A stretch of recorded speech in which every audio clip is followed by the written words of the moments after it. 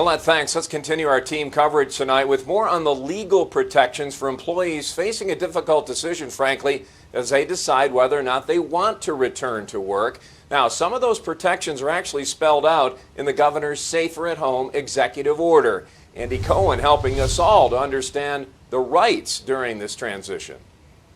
One of the biggest protections of the Safer at Home order is that employers cannot compel someone to return to work if they're part of that vulnerable population we always talk about, who are at higher risk for complications from this virus. Also, that extends to employees who would need accommodations because they live with someone who's part of that vulnerable group.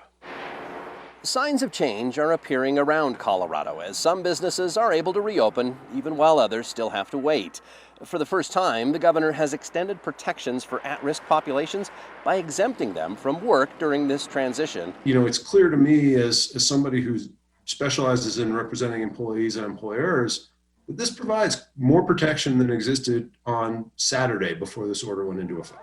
Attorney Ian Kalmanowitz says the order also protects those who may have become sick with COVID-19 from losing their jobs, and it restricts employers from discriminating against those who've simply been in contact with a known positive case. And that is something that we have been hearing about in my practice, and I've been hearing about from my colleagues, is employees who are being told, stay home because, you know, we found out your father-in-law had COVID-19, and then they lose their job. In Colorado, unlike some other states that are reopening this week, you won't lose unemployment benefits for refusing to return to work, provided you can show there is an unsafe working condition due to the risk of COVID-19 exposure. The meatpacking plants up, on the north side of the Front Range are the prime example of that.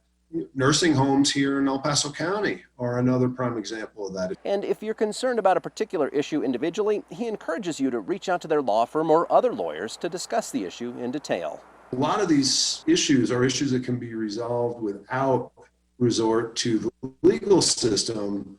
It's just that some people don't know what the law is or what their rights are because of how quickly this is changing. Also part of this order, the governor has asked the Colorado Civil Rights Division to work with the state health department to provide some guidance for employers to prevent discrimination that's related to COVID-19. Always watching out for you, Andy Cohen, News 5.